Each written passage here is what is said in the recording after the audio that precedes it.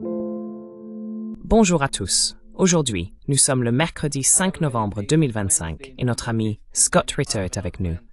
Bon retour parmi nous, Scott. Merci de m'avoir invité.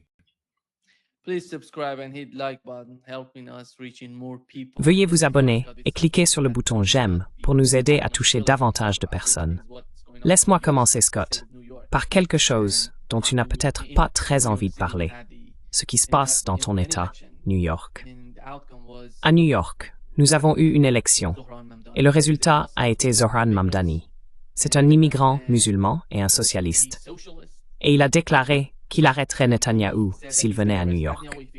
Il y a de nombreux enjeux ici. Avec sa vision des choses à New York, nous savons que de nombreux juifs de la ville l'ont soutenu. Cela montre aussi que 75% des personnes de moins de 30 ans ont voté pour lui, ce qui est énorme, à mon avis, pour une ville comme New York. Que se passe-t-il à New York qui pourrait influencer l'avenir du Parti démocrate?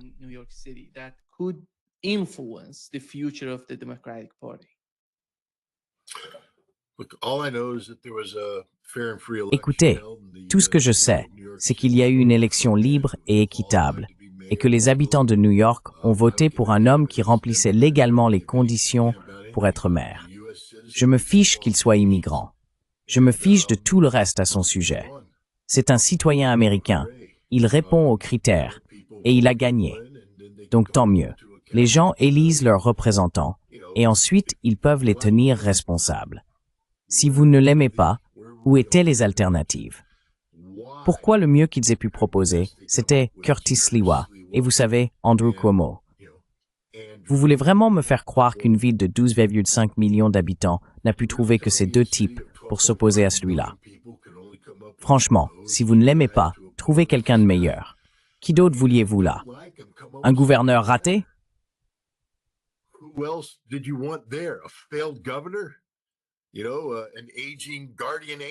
Tu sais, un ange gardien vieillissant?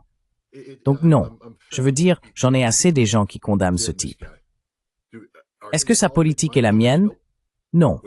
Est-ce que j'aurais voté pour lui? Probablement pas.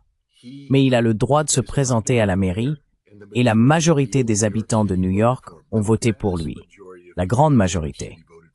Et la dernière fois que j'ai vérifié, dans une démocratie représentative, c'est ça qui compte. Donc je ne m'inquiète pas pour ça. Je veux dire, les maires de New York ont appris depuis longtemps que les citoyens de la ville ne restent pas silencieux quand ils ne sont pas contents. Et si ce type ne tient pas ses promesses, il ne va pas avoir la vie facile. Alors, bonne chance à lui. J'espère qu'il offrira aux habitants de New York tout ce qu'ils voulaient, tout ce qu'ils attendaient.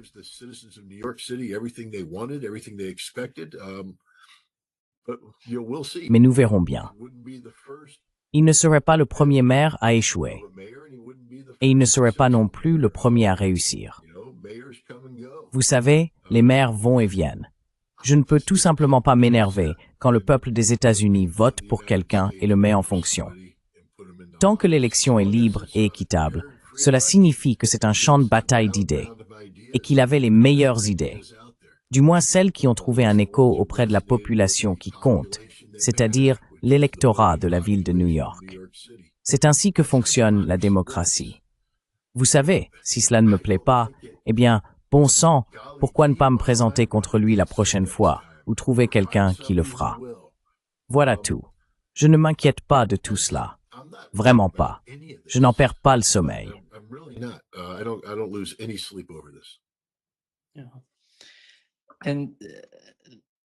Oui. Et parlons de ce qui se passe entre les États-Unis et la Russie.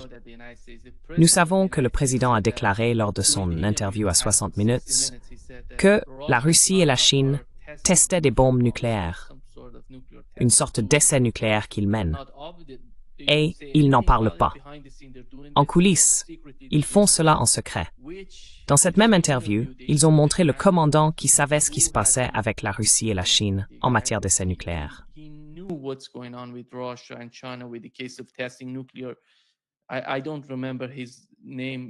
Je ne me souviens plus de son nom, mais il a dit qu'il n'y avait aucune preuve que la Russie et la Chine testent des bombes nucléaires. Et aujourd'hui, nous avons appris que Vladimir Poutine a réagi à la rhétorique nucléaire de Donald Trump, qualifiant cela de sujet sérieux. Il a chargé le Conseil de sécurité et les agences de défense de la Russie d'analyser les déclarations américaines et de préparer des propositions sur une éventuelle préparation à des essais nucléaires. Que se passe-t-il, Scott? Je pense que tu es l'une des personnes les plus qualifiées pour parler de ces questions lorsqu'il s'agit de contrôle des armements, de bombes nucléaires et de politique nucléaire. Quelle est ton opinion là-dessus?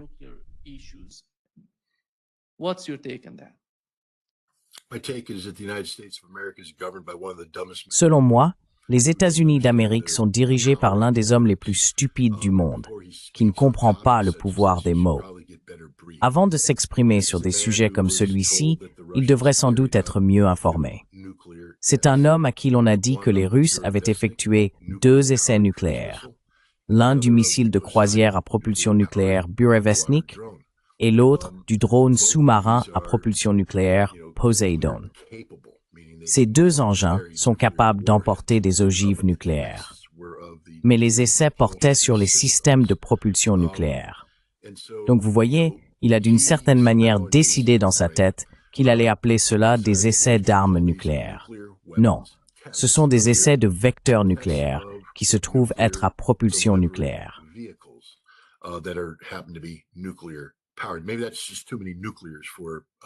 Peut-être que cela fait simplement trop de nucléaire pour que le cerveau de Trump puisse suivre. Mais au fond, il a pris la parole et a dit « Ils font des tests, donc je vais ordonner des tests. » Maintenant, voici la partie importante. Il a dit « Je vais ordonner au secrétaire à la guerre, ce serait Pete Hegseth, d'effectuer un essai d'armes nucléaires similaire à ce qui a été fait. » Et tout le monde a paniqué en pensant « Oh mon Dieu, cela signifie que les États-Unis vont violer le traité d'interdiction complète des essais nucléaires et recommencer à tester de véritables ogives nucléaires. » Et pourtant, aujourd'hui, le secrétaire à la guerre a exécuté ses instructions. Ils ont testé un missile Minuteman III sans ogive. Ils ont testé le système de lancement, très similaire aux essais qui avaient été effectués.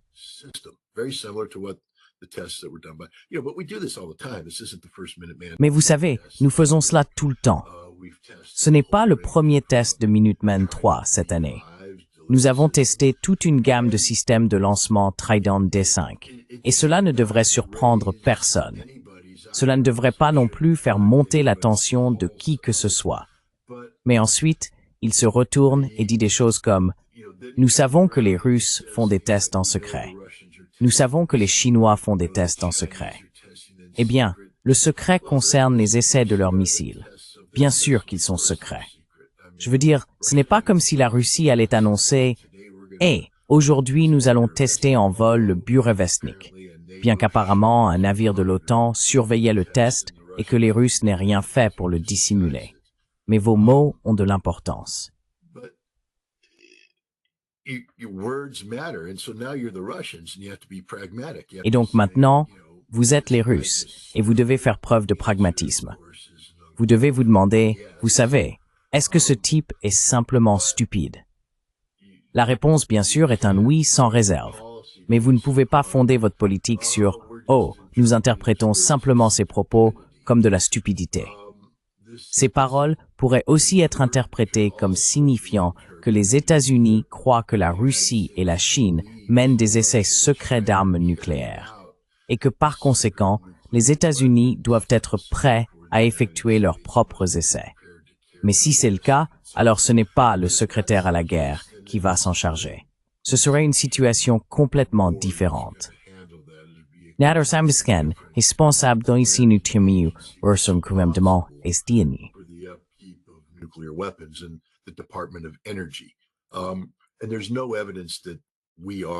Et il n'y a aucune preuve que nous nous préparions à effectuer un essai nucléaire. Et il n'y a aucune preuve que les Russes ou les Chinois en aient réalisé un ou s'y préparent. Tous les pays effectuent ce qu'on appelle des essais sous-critiques. C'est-à-dire que nous testons le modèle de l'engin nucléaire d'une manière qui examine tout, sauf l'événement de fission proprement dit.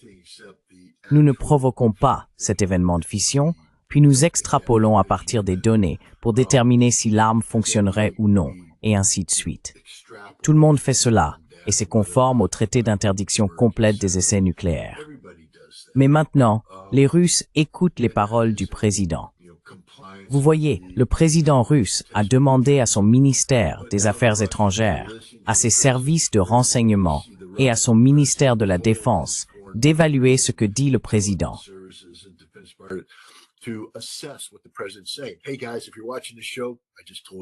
Et les gars, si vous regardez l'émission, je viens de vous dire ce que j'en pense. Vous savez, ne paniquez pas. C'est juste Trump qui fait du Trump. Désolé pour ça. Mais vous savez, l'autre chose que les gens doivent comprendre, c'est que le Congrès des États-Unis finance chaque année le département de l'énergie pour qu'il soit prêt à reprendre les essais nucléaires à court préavis si nécessaire.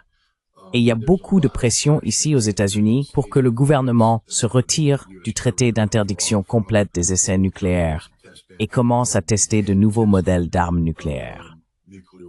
Vous savez, nos bombes sont des conceptions anciennes et beaucoup d'entre elles doivent être entretenues au fil du temps.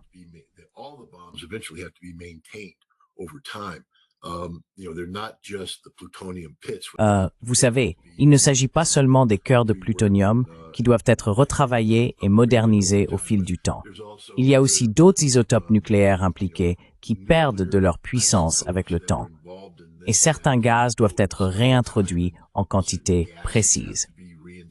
Vous savez, une arme doit être entretenue.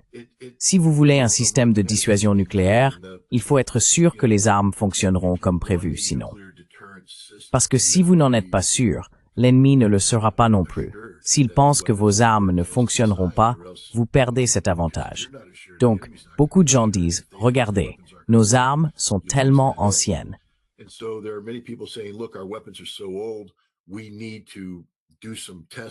Nous devons effectuer quelques tests, des tests limités, simplement pour confirmer que ce que nous faisons fonctionne. Les armes ont fonctionné comme prévu. Peut-être avons-nous de nouvelles armes que nous aimerions tester, vous savez, la tête nucléaire à faible rendement Dobry 76-2. Nous aimerions la tester pour confirmer qu'elle fonctionne comme annoncé. Mais jusqu'à présent, le traité a tenu. Notre engagement à ne pas effectuer d'essais nucléaires demeure, et je crois qu'il demeure encore aujourd'hui. Je ne crois pas que le président ait donné la moindre directive à quiconque impliqué dans les essais d'armes nucléaires réelles pour commencer à préparer un test. Il se contente simplement, parce qu'il est plus bête que terre, d'utiliser des mots dont il ne comprend pas la portée. C'est ce que je pense qu'il se passe ici.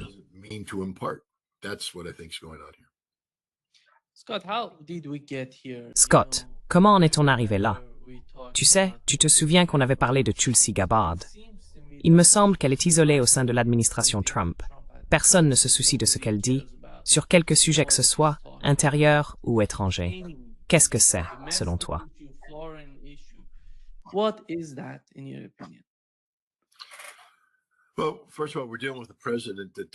Eh bien, tout d'abord, nous avons affaire à un président qui ne comprend pas le travail d'équipe efficace et qui ne comprend pas ce que cela signifie de faire partie d'une équipe. Il se voit comme le capitaine d'une équipe à laquelle il ne fait pas confiance. Il ne fait confiance qu'à lui-même ou à une poignée de personnes autour de lui. Vous savez, Tulsi Gabbard a été nommée directrice du renseignement national, mais nous avons vu, dès le début de son mandat, qu'il n'a pas tenu compte de ses conseils lorsqu'elle lui a parlé, par exemple, de l'Iran et de son programme nucléaire. Et j'imagine, aujourd'hui, lorsqu'elle aborde d'autres sujets comme le Venezuela ou la Russie et les armes nucléaires, il n'en tient pas compte non plus, qu'il écoute un cercle restreint dont elle ne fait pas partie.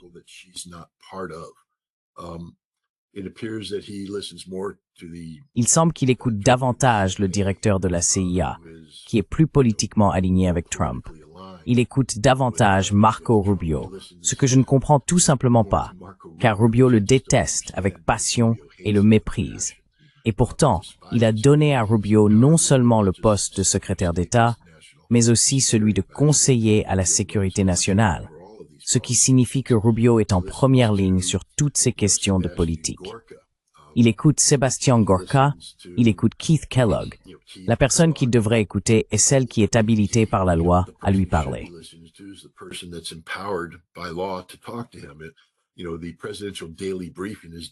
Vous savez, le rapport quotidien du président est préparé par le bureau du directeur du renseignement national et non par la CIA.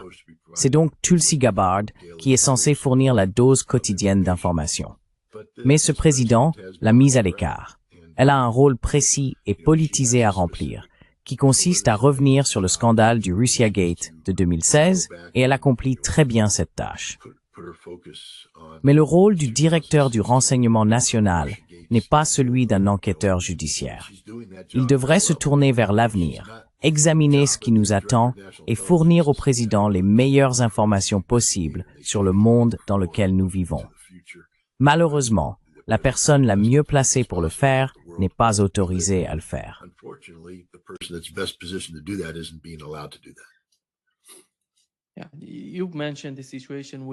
Vous avez mentionné la situation au sein de l'administration, mais en dehors de celle-ci, il attaque aussi Rand Paul, l'un des rares républicains qui l'ont défendu pendant l'affaire du Russiagate.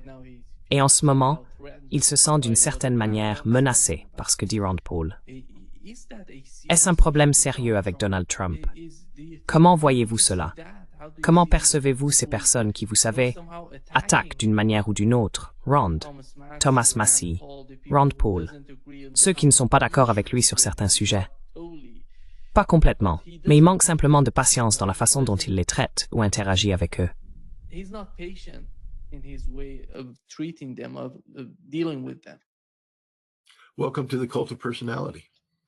Bienvenue dans le culte de la personnalité, car c'est bien ce que nous avons. Nous n'avons pas une démocratie fonctionnelle. Nous n'avons pas d'institutions qui respectent la diversité des opinions, ni le processus de débat, de dialogue et de discussion qui devrait avoir lieu lorsque des politiques complexes sont élaborées. C'est ainsi qu'on obtient un consensus bipartite, afin que lorsque la politique avance, elle bénéficie du soutien des deux camps. Au lieu de cela, nous avons une approche du type le gagnant rafle tout, menée par un homme qui se voit comme un roi au sens propre. Il ne se considère pas comme le président des États-Unis.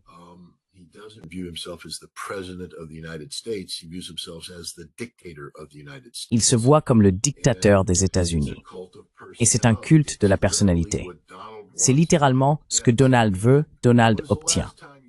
Je veux dire, quand avez-vous vu pour la dernière fois un président américain rassembler des gens, leur faire tendre les mains comme s'il était le canal vers Dieu, priant Dieu à travers lui? En Amérique, où une religion d'État est interdite, et pourtant, il se met en scène comme s'il était le canal vers Dieu pour tant de personnes. C'est dangereux. Vraiment, c'est extrêmement dangereux. C'est dysfonctionnel du point de vue de la démocratie réelle. C'est dysfonctionnel par rapport à la manière dont cette république constitutionnelle est censée fonctionner.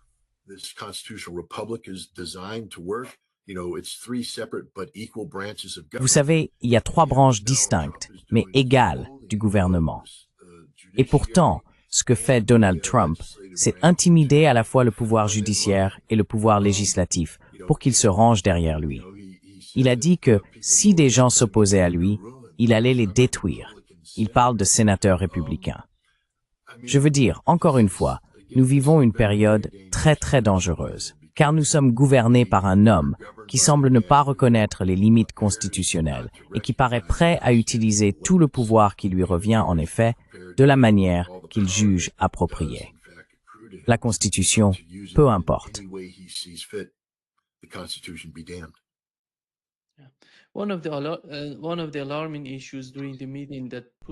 L'un des points les plus préoccupants lors de la réunion que Poutine a eue avec son cabinet a été le moment où le ministre russe de la Défense a déclaré que les plans de déploiement du système de missiles hypersoniques Dark Eagle en Europe et dans la région Asie-Pacifique permettraient d'atteindre le centre de la Russie en seulement 6 à 7 minutes. Je ne sais pas s'il existe une forme de communication entre la Russie et les États-Unis. Des canaux officieux, peut-être. Une sorte d'échange entre Pete Hegseth et son homologue en Russie. Est-ce que quelque chose de ce genre existe? Parce que nous avons appris que Peskov a indiqué aucun appel téléphonique n'était prévu entre Donald Trump et Vladimir Poutine. Mais comment se passe la communication entre les deux administrations? Ce type de réunion en Russie montre que s'il y a communication, elle n'est pas très efficace. Qu'en pensez-vous?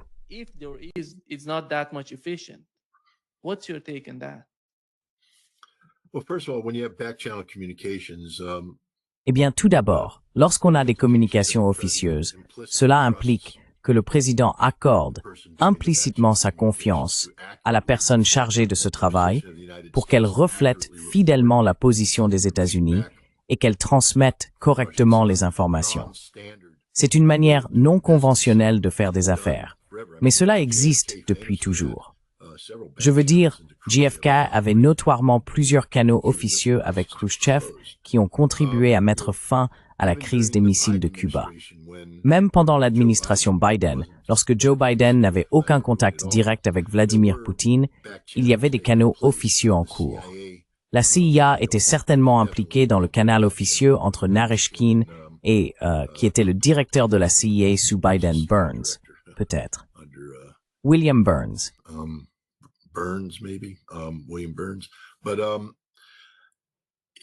Mais la CIA pourrait-elle... Tu sais, la CIA a une mémoire musculaire à cet égard. Donc Ratcliffe pourrait-il être un canal officieux? Si c'est le cas, personne n'en parle, ce qui est parfois une bonne chose. Mais le problème, c'est qu'on peut avoir le canal, c'est comme l'IA, tu vois?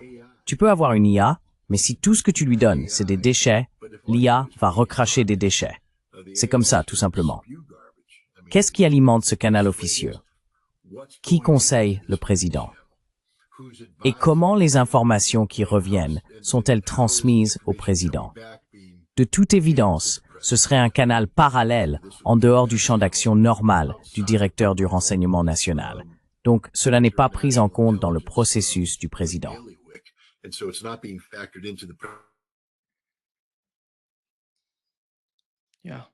Oui, on dirait qu'il s'est passé quelque chose avec Scott. Voilà, tu es de retour. Tu es de retour. Allez-y. Le FBI ne m'a pas complètement bloqué cette fois, mais donnons-leur une minute. La question c'est, quel filtre existe-t-il? Les Russes. Eh bien, vous savez, Donald Trump a dit quelque chose l'autre jour qui m'a fait tiquer. Il a dit, nous sommes en négociation avec les Russes au sujet du contrôle des armements. Mais tous les Russes à qui j'ai parlé disent qu'il ne se passe rien. Rien du tout. Alors, y a-t-il un canal secret où cela se murmure? Et ensuite, qui les soutient? Le réseau de contrôle des armements, ici, aux États-Unis, n'existe plus. Terminé. Dissous. Il n'y a plus de bureau du contrôle des armements dédié. Il a été intégré.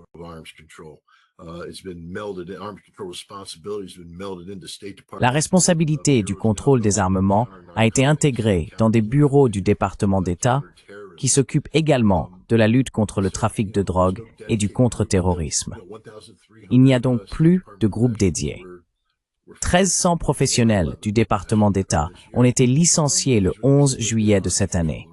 C'étaient les personnes chargées du contrôle des armements, les spécialistes de la Russie et d'autres encore. Ils sont partis. Alors, qui fait le travail? Et c'est là le danger, quelque chose que je n'ai cessé de dire. Le danger, c'est que si vous n'avez pas une équipe capable de contacter ses homologues en Russie, le vide d'informations qui se crée ouvre la porte aux Russes. Désormais, au lieu de savoir ce que font les États-Unis, ils doivent spéculer.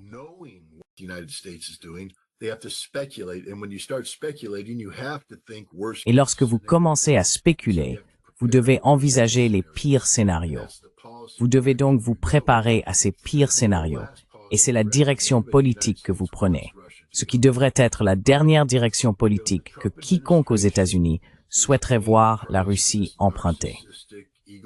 L'administration Trump paye le prix de ce mégalomane narcissique qui veut diriger la présidence comme un culte de la personnalité plutôt que comme le chef exécutif d'un pouvoir exécutif doté d'une bureaucratie, d'une infrastructure et d'une méthodologie destinée à élaborer, superviser et mettre en œuvre les politiques. Tout cela est désormais jeté par la fenêtre. C'est littéralement la définition du chaos.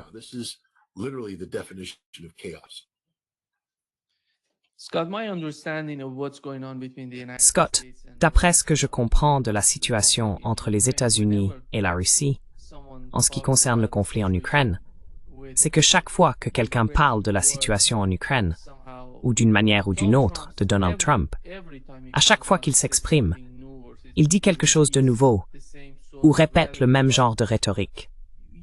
Mais on ne peut pas vraiment apprendre des États-Unis ce qui se passe entre les États-Unis et la Russie. Quand la Russie s'exprime et que Poutine dit que c'est une question sérieuse, cela signifie quelque chose, je pense, pour nous. Ils ne vont pas paniquer facilement. Quand ils disent quelque chose, ils le pensent. C'est problématique, à mon avis. Cela montre à quel point la communication entre les deux pays est fragile.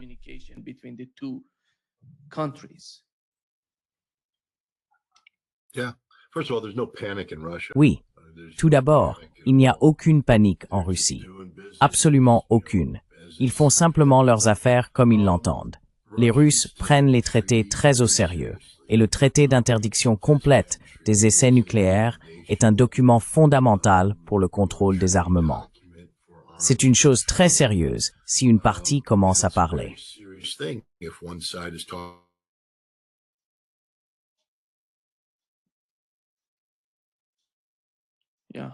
Oui, on t'a perdu, Scott. M'entends? Oui, revenu. Oui, je suis retour. Oui, c'est une affaire sérieuse si un camp s'exprime d'une manière qui peut être interprétée comme un désengagement du traité. Donc bien sûr, les Russes prennent cela très au sérieux. Mais vous savez, les Russes ont récemment fait un commentaire depuis le Kremlin auquel, selon moi, tous les Américains devraient prêter attention. Je crois que c'était Dmitri Peskov qui a dit que, par le passé, les Russes essayaient d'obtenir une rencontre avec Trump ou s'en réjouissaient à l'avance et pensaient que la rencontre elle-même pouvait être un moyen d'avancer. Mais maintenant, ils disent qu'il n'y a plus besoin de rencontre avec Trump, car il n'y a aucune raison d'en avoir une lorsque les États-Unis ne sont pas en mesure de proposer quoi que ce soit.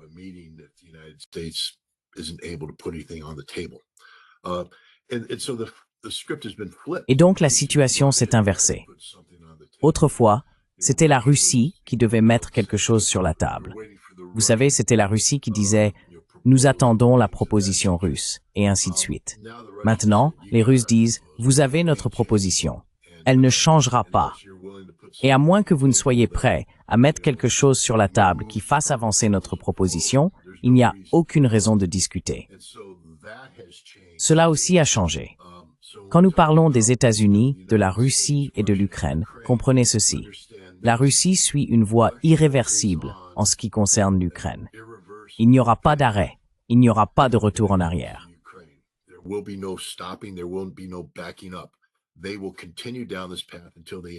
Ils continueront sur cette voie jusqu'à atteindre le résultat qu'ils désirent. Et ce résultat a été expliqué en détail, non seulement à l'Ukraine, mais aussi aux États-Unis et indirectement à l'Europe. Il n'y a donc aucune surprise. Tout le monde sait ce que la Russie attend avant qu'on puisse parler, vous savez, de cessation des hostilités, de cessez-le-feu et ainsi de suite. Je pense que ce que nous voyons, c'est que l'administration Trump comprend cette réalité et qu'elle comprend également qu'elle ne peut pas exprimer une politique qui adopterait ce résultat souhaité par la Russie. Alors, elle se lave les mains de l'Ukraine et fait peser la responsabilité sur l'Europe. Et c'est là la position américaine sur l'Ukraine à l'heure actuelle.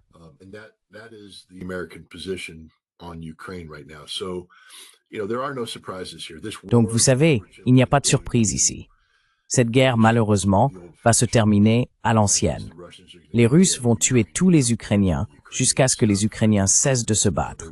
Il n'y aura pas de règlement négocié. Il y aura une reddition inconditionnelle. Quand cela arrivera, je n'en sais rien. Les Russes ne fixent pas de calendrier. Mais l'idée que cette guerre puisse s'arrêter et qu'il y ait une paix négociée, c'est exclu. La Russie est déterminée à gagner cette guerre.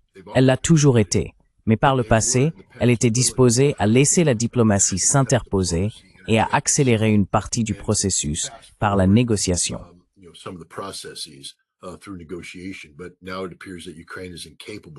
Mais il semble maintenant que l'Ukraine soit incapable de le faire et que l'Europe et les États-Unis ne soient pas disposés à le faire. La Russie va donc imposer la question sur le champ de bataille. Vous savez, tous ces partisans de l'Ukraine, vous pouvez lire ce que vous voulez. Prokofiev tombe, les Ukrainiens meurent, Kupiansk va tomber, et on pourrait continuer encore et encore. La guerre va se terminer en faveur de la Russie, et la seule chose qui va changer, en dehors des pertes territoriales, c'est le nombre de morts. Et bien plus d'Ukrainiens vont mourir que de Russes. C'est la réalité la plus dure qui soit.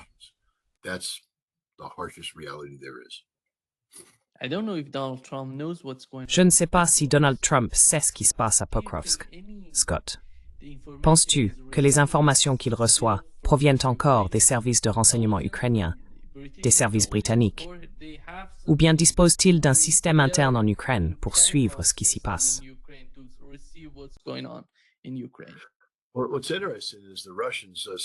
Ce qui est intéressant, c'est que autre chose est ressorti de la réunion avec les Russes hier. Apparemment, les Russes fournissaient à Trump un compte-rendu quotidien de la véritable situation sur la ligne de front. Ils ont dit, nous donnions à Trump la véritable ligne de front pour qu'il puisse la comparer avec les mensonges qu'il recevait de l'Ukraine. Et maintenant, ils ont déclaré, nous avons arrêté de le faire.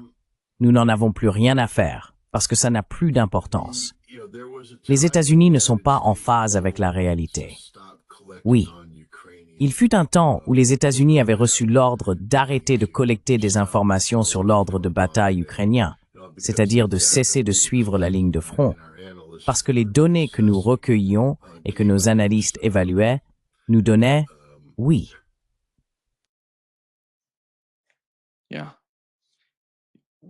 On t'entend pas, Scott.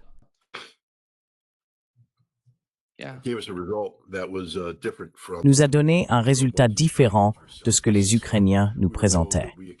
On nous a donc dit d'accepter la version ukrainienne des faits, et c'est celle-là qui devait être communiquée et diffusée. Nous sommes tout à fait capables de connaître la vérité. Nous disposons de capacités de renseignement qui permettent de la déterminer. Mais nous sommes aussi tout à fait capables de falsifier les chiffres. Vous savez, il y avait un célèbre analyste du renseignement au Vietnam. Je crois que son nom de famille était Adams, Sam Adams. Et il expliquait comment la CIA et le Pentagone avaient trafiqué les chiffres des pertes ennemies, les exagérant considérablement pour donner l'impression que les Nord-Vietnamiens et le Viet Cong ne pouvaient pas soutenir le combat.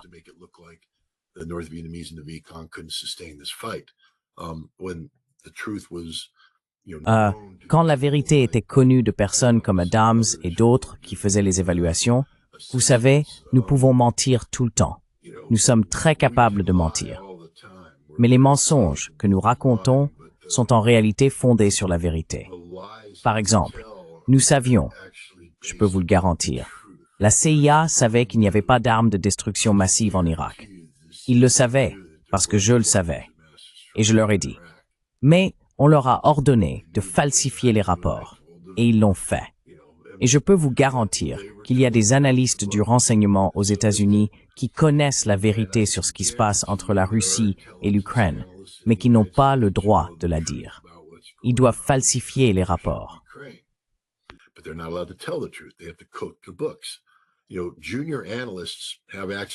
Vous savez, les analystes juniors ont accès aux données brutes et les évaluent. Mais lorsqu'ils préparent leurs rapports, ils les envoient à la direction intermédiaire, à qui la haute direction a donné pour consigne de tenir compte de certains angles et réserves, etc. Alors, la direction intermédiaire commence à retravailler les données, en les renvoyant pour une réécriture, une nouvelle analyse, ou simplement en rejetant le rapport et en le reléguant en note de bas de page. Les données sont retravaillées jusqu'à ce qu'elles atteignent le sommet. Et là, le rôle des dirigeants seniors est de satisfaire le consommateur, de rendre le président heureux. Le président veut croire que les Ukrainiens sont en train de gagner. Alors voilà, Monsieur le Président, les Ukrainiens sont en train de gagner.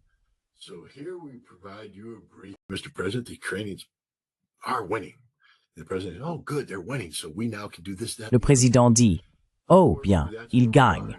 Alors maintenant, nous pouvons faire ceci, cela et autre chose. Malheureusement, c'est là où en est aujourd'hui le secteur du renseignement. Pour revenir à Tulsi Gabbard, c'est son rôle de mettre fin à ces absurdités, mais elle a été écartée. John Ratcliffe, malheureusement, s'est révélé être un menteur absolu et un manipulateur du renseignement. Je vais vous donner un bref exemple. Si l'on revient à la question du Russia Gate en 2016, Ratcliffe savait que Tulsi Gabbard se préparait à publier un rapport, alors il l'a devancé avec son propre résumé de 5 pages sur les processus ayant conduit à la création de l'analyse de la communauté du renseignement de 2016, qui a ensuite été publiée en 2017. Sa version non classifiée est devenue très controversée, et il a menti purement et simplement, sur les processus, les personnes impliquées, les calendriers, et ainsi de suite. Et puis vous savez, on voit Tulsi.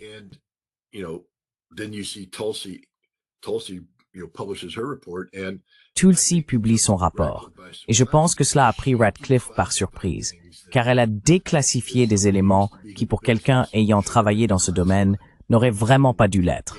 Je veux dire, cela en révélait énormément. Mais en les déclassifiant, elle a éliminé toute possibilité pour des gens comme Ratcliffe et d'autres de blanchir politiquement l'événement. Cela a montré que tout dans son mémorandum était un mensonge éhonté. Pourquoi a-t-il fait cela? Parce que la personne responsable de l'évaluation de la communauté du renseignement était la même qui informait le président Trump. C'était une responsable de la CIA. Elle faisait le compte-rendu au président, et une fois que Tulsi Gabbard a rendu sa révélation publique, cette personne a été renvoyée. Son habilitation de sécurité a été révoquée pour motif valable, mais Ratcliffe la couvrait. Voilà la réalité du monde du renseignement. Ils ne sont pas là pour dire la vérité. Ils sont là pour protéger ceux qui mentent.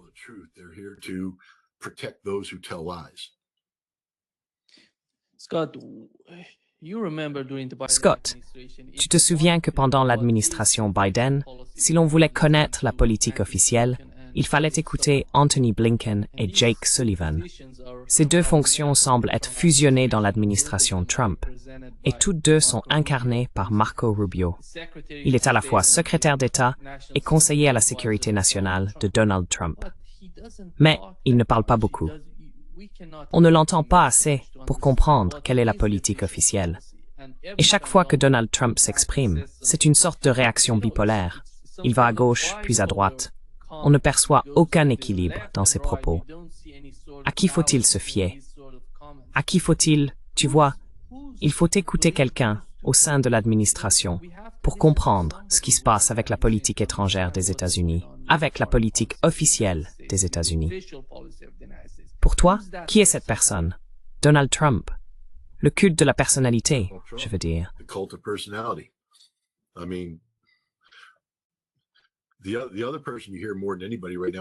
La personne dont on entend le plus parler en ce moment, c'est Scott Bess, le secrétaire au Trésor. Il est très présent sur la scène publique. En revanche, on n'entend pas Marco Rubio. Il reste silencieux. Et il y a une raison à cela.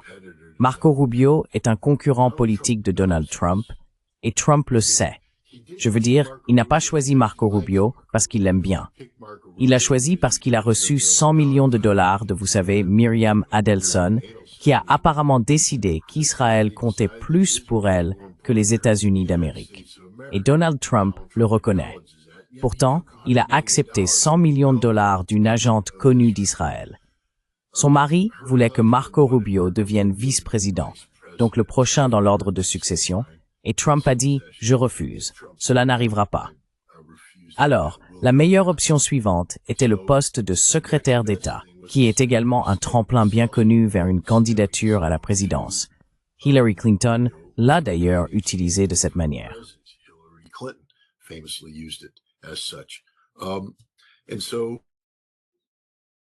Et donc, on ne t'entend plus, Scott, encore une fois. Oui, on dirait que tu m'entends. Oui, te revoilà. Can you hear me? Yeah, you're back. You're back. Tu es de retour. Donc Rubio a obtenu ça. Mais Rubio méprise Donald Trump. Il le méprise ouvertement. Il ne peut même pas le cacher.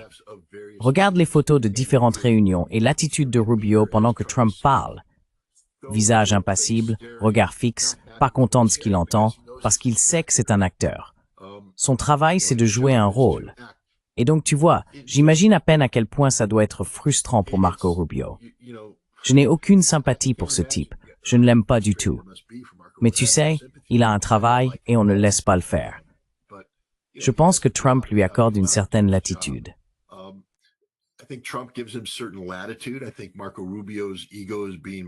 Je pense que l'ego de Marco Rubio est flatté par le dossier du Venezuela, qui semble gérer à la fois comme secrétaire d'État et comme conseiller à la sécurité nationale. Mais même là, il va découvrir que, vous savez, il est Pinocchio. C'est une marionnette. Et Donald Trump est son marionnettiste. Et Pinocchio ne peut rien faire que le marionnettiste ne veuille pas qu'il fasse. Vous savez, c'est Scott Bess qui parle en ce moment, parce que Trump a mis beaucoup d'accent sur l'économie dans sa politique étrangère et ces questions-là. Et Bess exprime de manière adéquate ce que Trump veut. Dès que cela devient controversé, Bess sera retiré de la scène et Trump prendra le devant de la scène.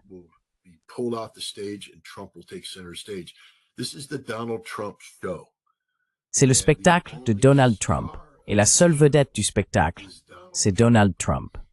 Il n'y aura aucune concurrence. Personne ne sera autorisé à briller plus que Donald Trump. Et vous savez, encore une fois, les gens intelligents comprennent que le président est le président et que tout le mérite revient au président. C'est ainsi que cela devrait toujours fonctionner. Mais les présidents sont généralement assez intelligents pour savoir qu'ils doivent s'entourer de personnes compétentes, d'un personnel compétent, et que le mérite doit revenir à qui de droit. Je veux dire, si un secrétaire d'État réussit, il devrait être reconnu pour ce succès. Personne n'a le droit de réussir, sauf Donald Trump. C'est tout.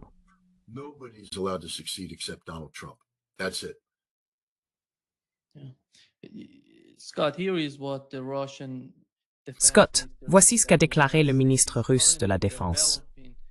Les États-Unis développent actuellement un missile balistique intercontinental d'une portée de 13 000 km, capable de transporter des ogives nucléaires. Pensez-vous que le contrôle des armements est en train de disparaître?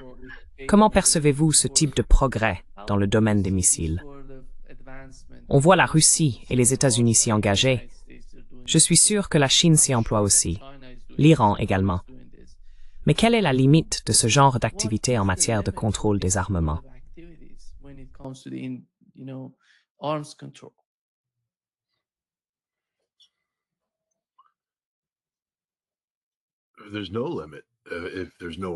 Il n'y a pas de limite s'il n'y a pas de contrôle des armements.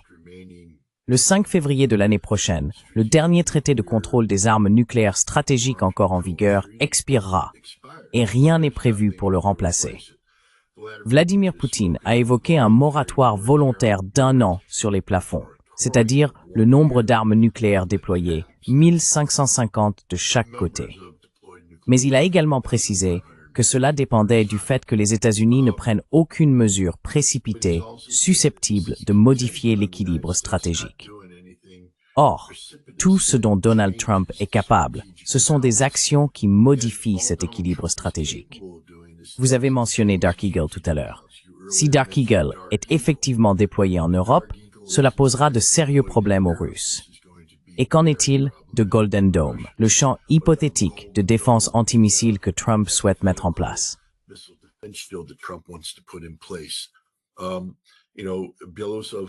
Vous savez, Belozo a parlé d'un nouveau missile balistique intercontinental, le programme de missiles Sentinelle. Il a aussi évoqué un nouveau sous-marin, je crois, de la classe Dreadnought. Je ne suis pas sûr. Il se pourrait que ce soit pour remplacer la classe Ohio, un nouveau bombardier, le B-21, et la modernisation du B-52 du modèle H au modèle J. Toutes ces choses sont en cours.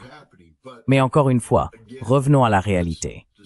Le programme de missiles Sentinelle est au point mort parce qu'il est trop coûteux. Et le Congrès y a mis un frein pour le moment, pendant que les différentes entreprises concernées réexaminent leurs propositions. Elles pensaient pouvoir construire un missile qui s'adapterait aux silos Minuteman existants, et elles n'y parviennent pas.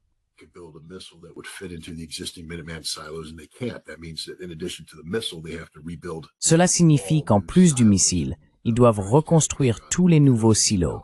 Et maintenant, la facture s'élève à des milliers de milliards de dollars.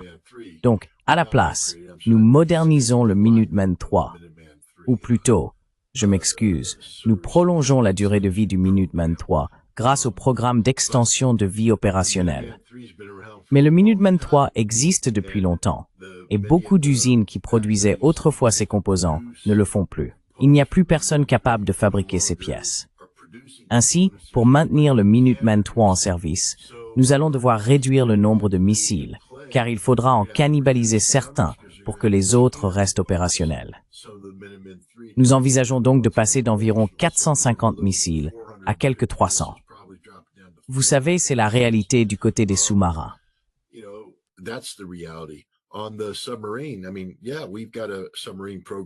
Je veux dire, oui, nous avons un programme de sous-marins en tête.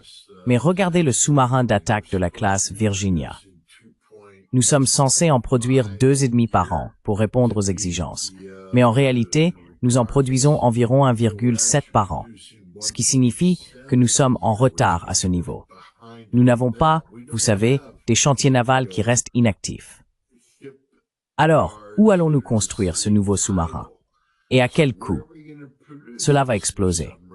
Le B-52H est le bombardier stratégique actuel, et nous parlons de le moderniser vers le nouveau standard JIJ, en y intégrant de nouveaux systèmes électroniques, de l'avionique, de nouveaux moteurs, tout le lot.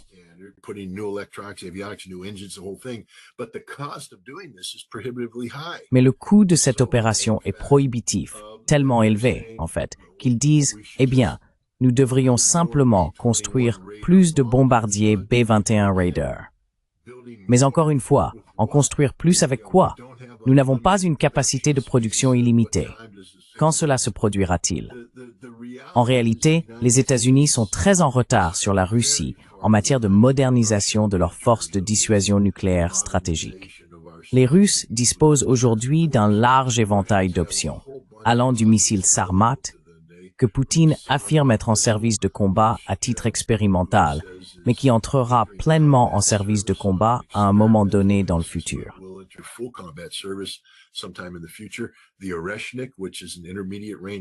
L'Oreshnik, un missile de portée intermédiaire, est déjà en production en série et est entré en service. L'ogive hypersonique manœuvrable avant-garde est déployée sur plusieurs types de missiles. Il dispose du nouveau missile avancé Yars, une version améliorée de l'ICBM Yars, à la fois mobile et basée en silo, avec de nouvelles configurations d'ogives. Ils ont le Burevestnik, un missile de croisière à propulsion nucléaire qu'ils ont récemment testé. Ils possèdent le Poséidon, un drone sous-marin à propulsion nucléaire. Ils disposent également d'une nouvelle classe de sous-marins russes, lanceurs de missiles balistiques. Les Russes ont pris de l'avance sur nous parce qu'ils ont réalisé les investissements nécessaires pour atteindre cette capacité.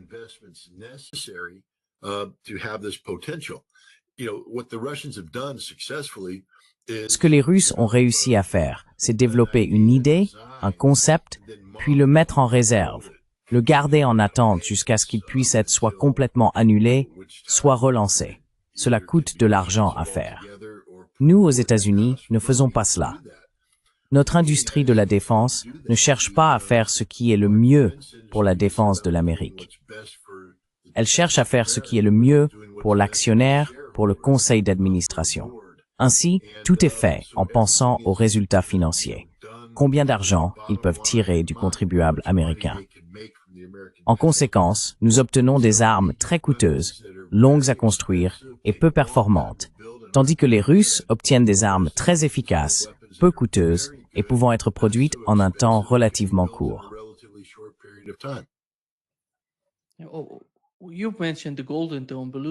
Vous avez mentionné le Dôme d'Or. Belousov, le ministre russe de la Défense, a déclaré que le Dôme d'Or envisageait à la fois l'interception et la destruction avant le lancement des missiles russes et chinois. Il s'agit d'attaques préventives. En gros, frapper la Russie et la Chine avant qu'elles ne lancent leurs missiles. Est-ce bien cela?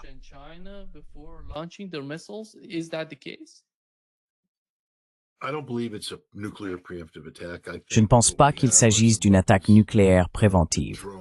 Je crois que nous avons plutôt des drones conçus pour opérer au-dessus des zones où des lancements pourraient avoir lieu, équipés de missiles capables d'intercepter dès la phase de lancement. Lorsqu'un missile sort de son silo, les drones tireraient une arme pour l'abattre. Nous voulons les atteindre à ce moment-là, puis en vol, et encore lors de la rentrée atmosphérique. Nous voulons attaquer leur système à toutes les phases. Mais ce n'est pas une attaque nucléaire préventive. Il s'agit de développer certaines capacités de drones qui stationnent près de ces zones. Et lorsqu'un missile est lancé, il tire un intercepteur.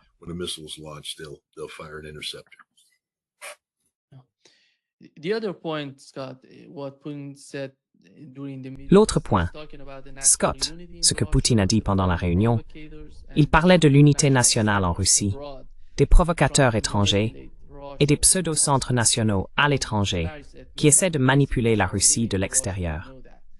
Tu sais, diverses ethnies vivent en Russie, nous le savons. Et chaque fois que je parle avec Paul Craig Roberts, il dit que la Russie, la Chine et l'Iran n'ont d'autre choix que de s'unir et de former une sorte de partenariat ou d'alliance en réponse à ce qui se passe dans la région. Parce qu'il faut accepter que l'Asie centrale et le Caucase deviennent des enjeux majeurs pour l'Iran, comme pour la Russie. Comment vois-tu la nature de ce qui se passe, compte tenu des préoccupations du président russe concernant la manière dont les choses peuvent être manipulées de l'extérieur? Et comment cela rapproche-t-il ces pays?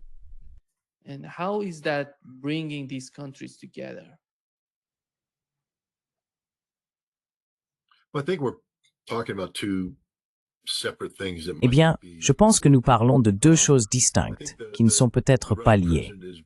Je pense que le président russe décrit une réalité qui implique des personnes comme Mikhail Khodorkovsky, l'ancien oligarque de l'énergie, qui a été arrêté et emprisonné par Poutine, puis libéré et autorisé à se rendre à Londres avec des milliards de ses dollars. Il finance activement des émigrés russes à Londres et ailleurs, créant un réseau qui tente de pénétrer à nouveau en Russie par le biais des milieux d'affaires. Vous savez, avant que la Russie ne soit sanctionnée en 2022, un pourcentage important de la population de Moscou avait des sympathies pro-occidentales en raison de ses liens commerciaux avec l'Occident.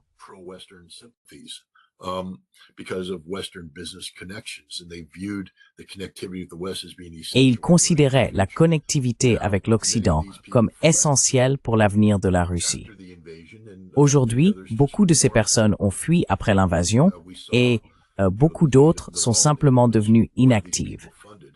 Nous avons vu, vous savez, le sort de Navalny qui faisait partie de ceux financés de cette manière.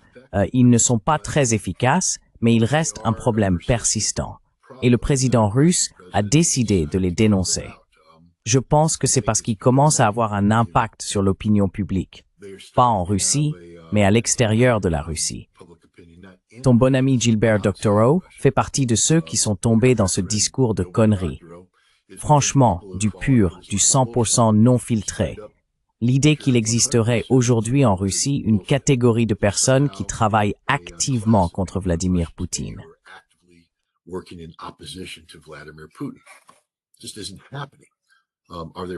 Cela n'arrive tout simplement pas. Y a-t-il des gens insatisfaits de certaines politiques? Bien sûr qu'il y en a. Mais est-ce qu'ils politisent cela au point de représenter une menace pour la présidence? Pas du tout.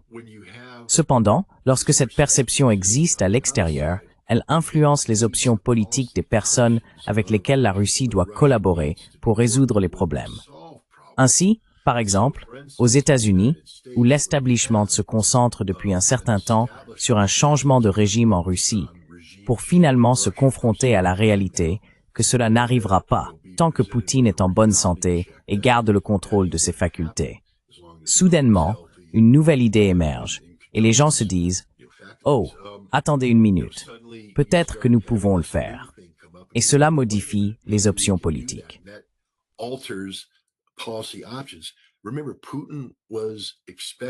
Souvenez-vous, Poutine s'attendait à ce que Trump soit plus réceptif à une voie vers la paix et la normalisation des relations. Et maintenant, les Russes doivent accepter la réalité. Trump n'était pas l'homme qu'ils pensaient qu'il était. Il ne peut pas tenir les promesses qu'ils espéraient qu'il tiendrait. Ils doivent donc envisager un spectre plus large d'orientation politique. L'une d'elles concerne, bien sûr, la manière dont se forment les perceptions de la Russie à l'étranger. Il le souligne. Mais ce n'est pas un signe de panique de la part de la Russie. C'est simplement un constat de réalité. Cela se produit et ils doivent être prêts à y faire face. Il ne s'agit pas d'une opposition intérieure en Russie qui se soulève, mais des perceptions de la Russie à l'étranger. Et c'est là que nous entrons dans toute la question de la propagande et de la contre-propagande.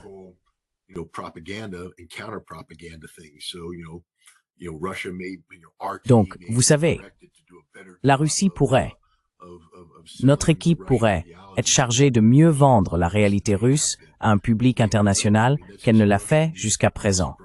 Qui sait? Je veux dire, c'est une prérogative de la politique russe. Mais je pense que c'est ce qui se passe, en parlant de la Chine, de la Russie et de l'Iran, qui apprennent à mieux travailler ensemble. C'est inévitable dans un monde où les États-Unis sanctionnent et punissent des nations simplement pour leur existence. Ces nations punies auront tendance à se rapprocher les unes des autres. Et si vous regardez la géographie de ces trois pays, cela a du sens. Ce sont en quelque sorte des lignes de communication intérieures. Russie, Iran, Chine. Nous parlons maintenant de l'Asie centrale, du Caucase. Vous regardez une carte géopolitique qui se définit d'elle-même.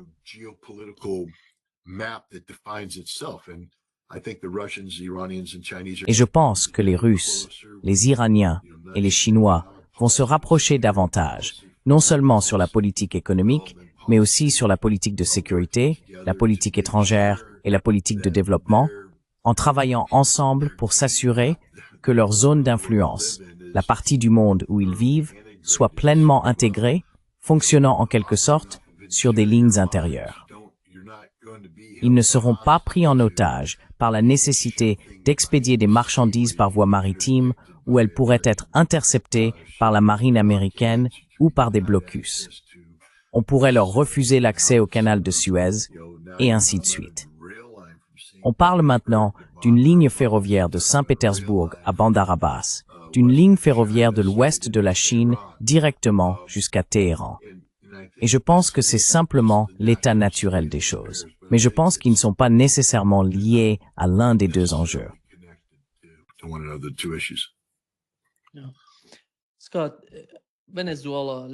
Scott, le Venezuela, parlons de ce qui s'y passe. Penses-tu qu'à chaque fois que Donald Trump dit « il ne va rien se passer, nous n'allons pas attaquer le Venezuela », cela signifie en réalité que nous nous rapprochons d'une attaque américaine contre le Venezuela? Parce que c'était la même chose avec l'Iran. Chaque fois qu'il disait « non, nous ne le ferons pas, nous négocions, nous avançons avec l'Iran ». Alors, penses-tu que s'ils attaquent le Venezuela, ce sera comme l'attaque contre l'Iran, avec des drones, quelque chose d'interne, une implication de la CIA, ou vont-ils faire quelque chose de semblable à ce qu'ils ont fait en Syrie? S'emparer de l'infrastructure pétrolière, des principales ressources du pays, puis faire pression sur le gouvernement. Ou peut-être qu'une troisième option serait une attaque contre les installations militaires, les bases militaires au Venezuela, et ensuite, je ne sais pas, une sorte d'opération de décapitation en parallèle. Quel est ton avis là-dessus?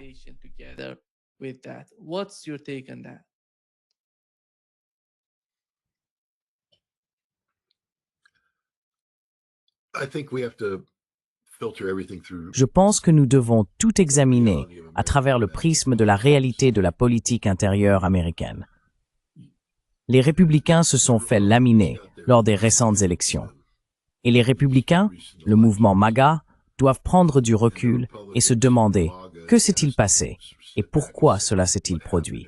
Qu'est-ce que nous ne faisons pas correctement en matière de communication? Il me semble que la pire chose à faire serait d'impliquer l'Amérique dans une guerre terrestre au Venezuela qui s'éterniserait et ramènerait des cercueils au pays. Il n'existe aucun scénario pouvant être mis en œuvre aujourd'hui qui résolve complètement le problème vénézuélien avant les élections de mi-mandat. En réalité, chacune des options que vous venez d'énumérer entraînerait probablement la mort d'Américains, et à l'approche des élections de mi-mandat, qui à mon avis ne se passeront pas bien pour l'administration Trump. Je pense qu'on assistera à beaucoup de discours et à la poursuite d'attaques périphériques, comme celles impliquant les bateaux.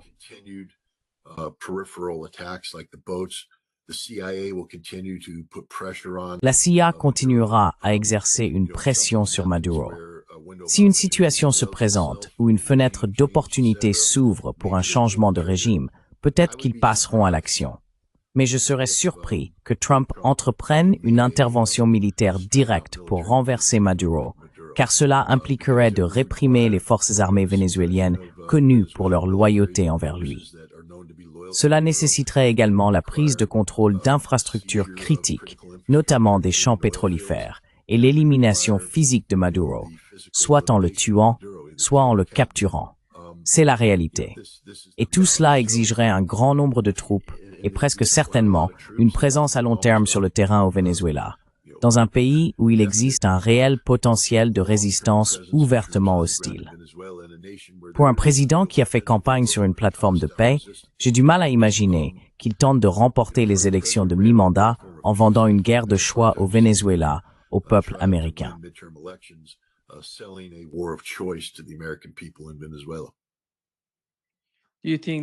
Pensez-vous que le Venezuela reçoit une aide de la Russie, de l'Iran et de la Chine? Et si oui, dans quelle mesure sont-ils impliqués dans l'aide apportée au Venezuela?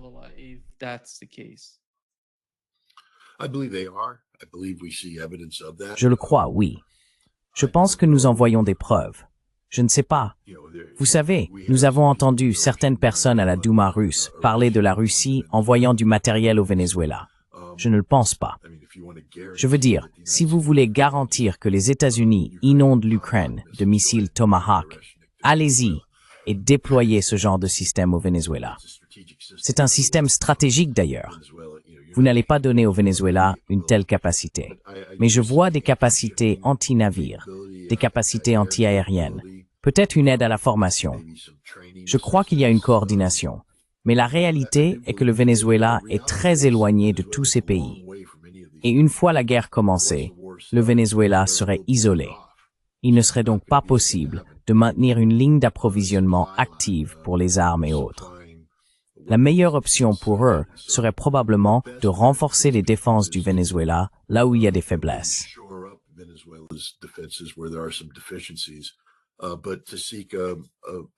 Mais pour rechercher une issue non violente à cela, utilisez la diplomatie à votre avantage. Et vous savez, il y a une opportunité maintenant en raison de la réalité de la politique intérieure américaine. Encore une fois, je ne peux pas garantir ce que Donald Trump va faire. Peut-être qu'il se réveillera demain et dira « lancez les bateaux ». Mais je crois que s'il doit frapper le Venezuela, cela doit se produire très bientôt et de manière très décisive, afin qu'il puisse présenter une victoire au peuple américain d'ici l'été 2026.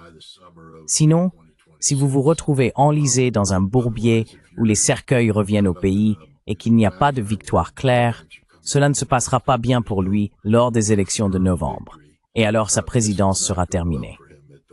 Oui, il lui restera 2 ans, mais il devra affronter une procédure de destitution menée par un Congrès contrôlé par les démocrates. Donc, je pense qu'il faut prendre en compte la politique intérieure dans toute discussion sur un éventuel conflit avec le Venezuela.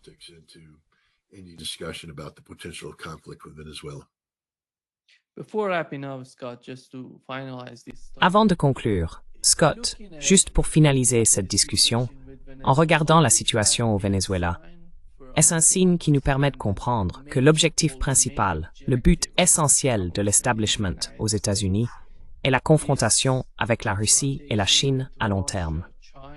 Parce qu'à part cela, je ne comprends pas pourquoi l'administration Trump aurait besoin d'aller aussi loin dans le cas du Venezuela, de prendre des mesures et peut-être d'attaquer le Venezuela, à moins qu'il ne veuille quelque chose de plus grand et ne cherche à affronter la Russie et la Chine sur le long terme, ce qui n'est pas un signe positif ni encourageant pour aucun d'entre nous.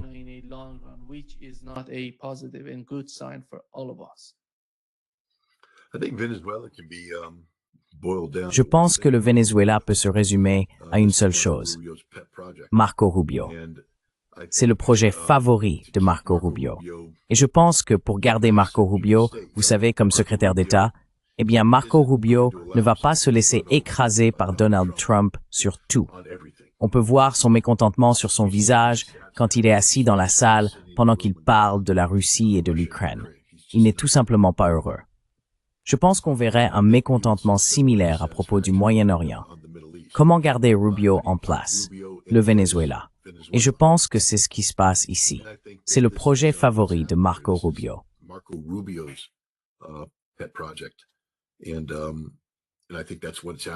Et je pense que c'est exactement ça. Je ne crois pas qu'il faille y voir plus que cela. Rubio l'a toujours présenté comme étant anti-russe, anti-chinois, anti-Hezbollah, anti-cubain, mais en réalité, il s'est toujours agi pour Marco Rubio de tirer parti de ses origines cubaines pour parler de son opposition, vous savez, aux nations qui opèrent en dehors de la sphère de contrôle des États-Unis. Et je pense que c'est ce qui se passe ici. Je n'y verrai rien de plus large. Je pense qu'il s'agit d'un projet confié à Marco Rubio par Donald Trump pour le maintenir dans le jeu.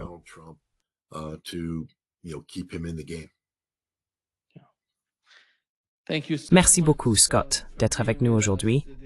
Un grand plaisir, comme toujours. Merci de m'avoir invité. Merci au FBI. Hey, ils nous ont laissé partir sans couper Internet. Donc c'est déjà ça. Ouais, Thank you, Scott. See you soon. Bye-bye. merci Scott. À bientôt. Merci.